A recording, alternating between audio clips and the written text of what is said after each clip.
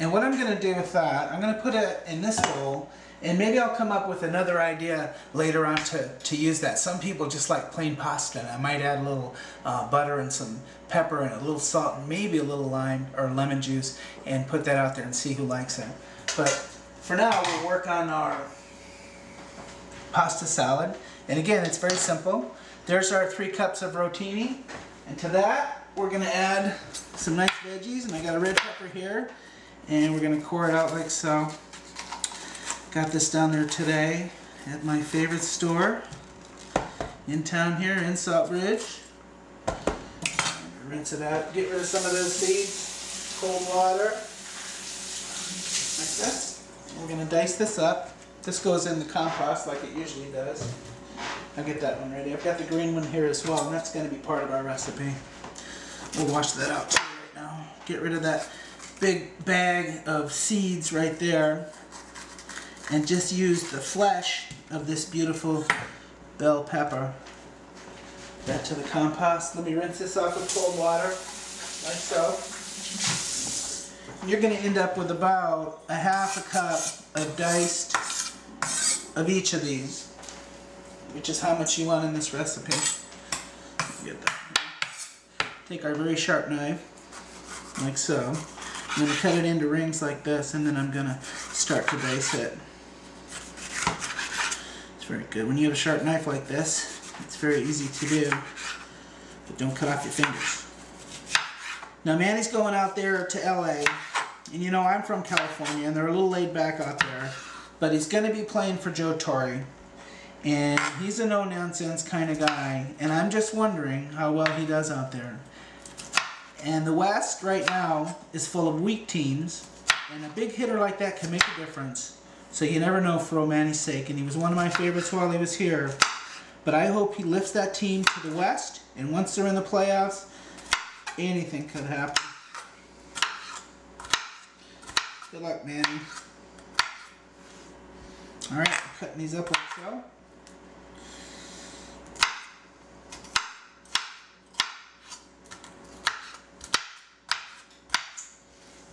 Get the big chunks out like that. I'm going to put that in with the noodles. It's about a half a cup. I'm going to get our red one here. There we go. Nice rings like that. Get that thing cut up. Nice pretty color to it. Of course, it's got that nice sweet peppery flavor. And really very good for you too. Like all peppers. Ooh, there's a spot we don't want. We'll take that out. You don't want our guests eating that. Let's see if I can do this in an efficient way. Again, see how I angle my knife a little bit? Because I'm just so afraid of hurting myself. Now slow it down here. All those great cooks out there that can just zip right through it, I envy them. They're able to do that so fast. That's why most of them have 9 fingers, I think. That's my theory anyway. There you go. There's about a half a cup. That goes in there too. Let me clear all this out of the way now. To our compost. Right there. Now we got a nice red onion here. And we're going to thinly slice this one. So we're going to cut off the butt ends like so. Get rid of those. Get rid of that top layer with our knife like that. Top 2 layers. And we're looking for a half a cup of slivered red onion, which is what we're going to get here. If you slivered this whole red onion, you'd have about 2 cups, so we're not going to use the whole thing. Get those out. Okay? Slivered, I think, means something like this.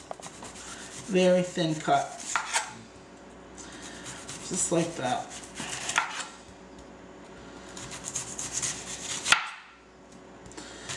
Nice and thin.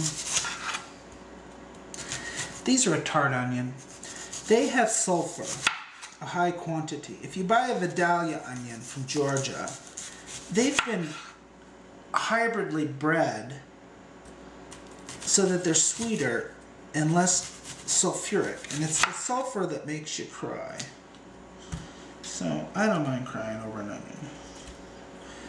I mean, they're just so tasty.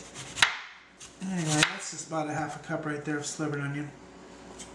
And I'm going to cut this in half like this. I don't want whole slivers in there, but I do want big chunks. So there goes my half a cup or so in there like that.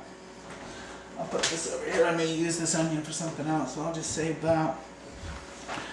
Alright, so we got that. Now we're going to put a half a cup of this Parmesan and Romano grated cheese, which is going to add a little zippity doo-dah to our salad right now. I'm going to put a half a cup of that in there, like so.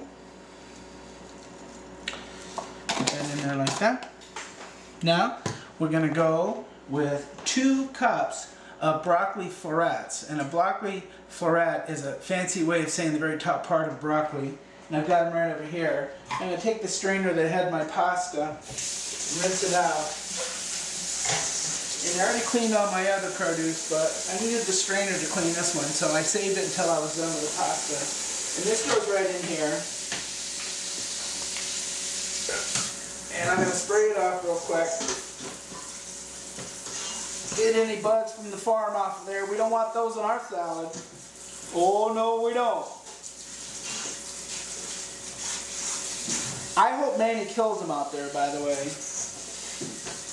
I love Manny. He got a little odd at the end, but I just loved him. What a great hitter. He could sit on a pitch longer than anybody. And I followed baseball a long time here in Mantown. Longer than anyone I've ever seen. Manny knew until the last possible minute whether or not he should swing, and he had that opportunity. He sat back and whap. I hope he kills him on the West Coast. But go Jason Bay, eh? Anyway, back to our florets. We've rinsed these off. We need 2 cups of them. We're taking the very top of this broccoli like this. See that? I'm going to pull it apart. Like this. And that's a floret. And these are uncooked. This is raw broccoli. Which is what I love. I love raw broccoli. Oh, that's a big piece. We'll break it up a bit. Like that. It's not floret enough. We just want the very, very, very tips in our salad. Like that. Just like that. Oh, aren't those pretty? Alright, there we go. We got about 2 cups now. Yeah, okay, we'll put this aside. Alright. Now, to this magic, we add a cup of Italian dressing. Like so. And you blend it all together with your wooden spoon. You don't want to bruise your stuff, so you kind of roll it in. You don't want to spill it all over your floor and have to clean it up later, so you're very careful. And look at all those nice colors. You've got that beautiful red pepper. You've got the 3 different types of pasta there, the Rotini pasta, and they add to the color. And look at those onions are starting to break apart as you stir it. And those are good too. I love onion. Nice red onion like that. It's very good. And look at how nice and colorful. And we're going to put it in the fridge, and it's going to cool right off. And it's going to make a very nice complement to the meats that we're fixing up right now that go along with our fest. So we've stirred this in. It's just that simple. Over the top, I'm going to put just a little touch of ground pepper, just a bit. Your guests can add more if they want. I'm not going to put any salt because they're allowed to figure out how much they want on their own food. I'm going to cover that with a nice saran wrap and put it in the fridge, and it'll be nice and fresh and ready to go when we're ready to break out all the other finished products for our meal for our friends here in the summertime in Southbridge, Mass.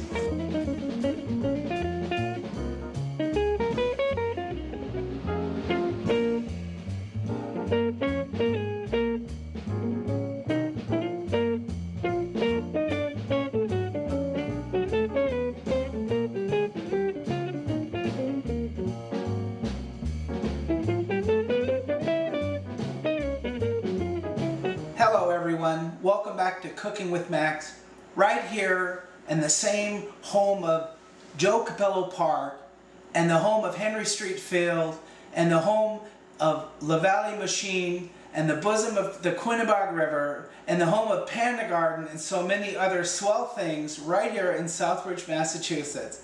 And so in addition to cooking our ribs, we're also going to cook something else today. We're going to make some burgers, but they're going to be kind of special burgers because I'm going to make them ethnic. I'm going to have 3 different kinds anyway, and all I'm going to do is take some nice ground beef and put some other ingredients in it to give it a little extra flair in our summertime picnic.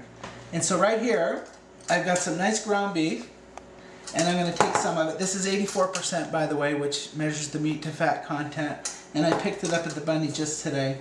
And I'm going to use my bare fingers like I normally do, and I'm going to grab some of it like so. And I'm going to turn this into homemade burgers, which we're going to continue to cook on our grill along with our charcoal. We took some burger there, we're going to add a little pepper, like so. And to our burger, no matter what kind of the 3 flavors we're making, we're going to add some more of this red onion, which is left over from our pasta salad. I'm going to cut that into small pieces real quick too, like so. Nice little bite size, and I'm going to roll that right into that hamburger. Looking like about 1/3 of a cup of the red onion.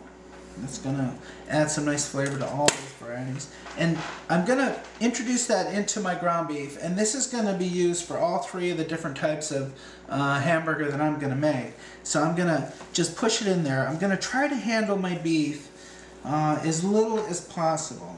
You don't want to just squish it in there with all that you've got. You just kind of poke that onion in and knead it over, sort of like if you were working even some kind of flour pastry concoction or a pizza shell or something like that, or a bread. And there you have it. It's not too much, not too well pushed in. And there it goes. Okay, now that's your base burger. I'm going to stick that over there. Now, to make that especially good, to go along with your ribs and the other things you're going to cook on your charcoal grill, with this burger, I'm going to add, in this case, I'm going to add some feta cheese, which I'm going to work right into the recipe. And that we're going to call a nice Greek burger. We're going to take the burger part, which is all American, and we're going to make it Greek by adding a little feta. And in addition to the feta, we're going to add some of these here. We're going to chop them up a little bit and put some of these oil and brine-soaked olives as well into our Greek burger. So we take a little bit of this feta here, not too much, about that much. Chop it up real quick. Sometimes you buy feta and it's soaking in brine, but I bought the dry stuff. Just like that. Let me take enough to make 1 burger. About that. Now if you go to a famous international restaurant and get a 1/4 pounder, they give you 4 ounces of meat. Generally when I make a burger at home, I usually a little more. That's about 6 ounces right there. And then I'm going to just take this. Now if I were smart about this, fans, I would have used pre-pitted olives, but I didn't. I used the olives with the pits, and now I'm stuck doing this, but I'm going to do it anyway, because I hate to waste these very delicious olives. And I got the variety pack, so there's some green ones. There's a black olive. Black olives being right. All nice and marinated with oil. Also known as Greek olives. That's enough for the 1 burger.